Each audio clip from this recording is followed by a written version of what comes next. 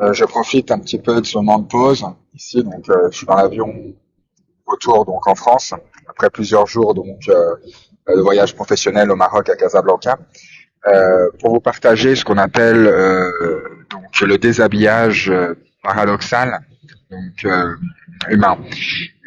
Ce thème, c'est tout simplement le fait qu'avec l'ensemble des informations que nous recevons, la plupart dernièrement sont très négatives, hein, que ça soit le Covid, la guerre en Ukraine, le changement climatique, etc., fait que notre cerveau se protège et donc, entre guillemets, ferme les égouttis et se fait hermétique.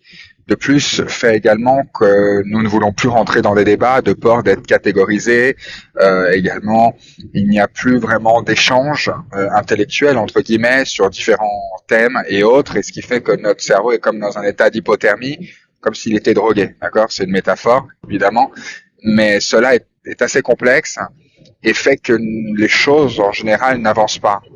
C'est pour ça que moi, ce que je vous recommande, c'est de rester ouvert, d'être très curieux sur ce qui se passe dans son environnement, de s'intéresser, de ne pas avoir peur du jugement des autres, de ne pas avoir peur d'être catégorisé, de continuer les débats intelligents évidemment, et puis également de vraiment rester ouvert. Et c'est là où on sent cette évolution qui se fait, et c'est là où on se rend compte que naturellement de cette négativité, on approche à un certain positivisme et qui fait que toutes les choses vont s'améliorer. Alors imaginez si chacun d'entre nous faisait ça, le monde serait bien meilleur. En tout cas, moins compliqué.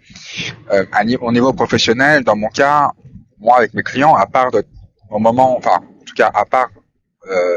parler de sujets de travail, évidemment, je parle souvent également de sujets, en échange de sujets géopolitiques, économiques, politiques, entre guillemets. Et ça, c'est très intéressant parce que cela permet, si vous voulez, de créer un climat de confiance, puisque le client sent que son fournisseur, en tout cas, n'est pas là que ne parle pas que de travail, mais s'intéresse à lui également, à son pays, etc.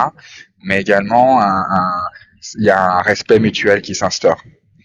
Et puis, on a également accès à d'autres types d'informations. Donc, pour notre culture générale, c'est aussi très avantageux et très important. Voilà, c'est ce que je voulais donc vous partager dans cette vidéo. Merci. Bye.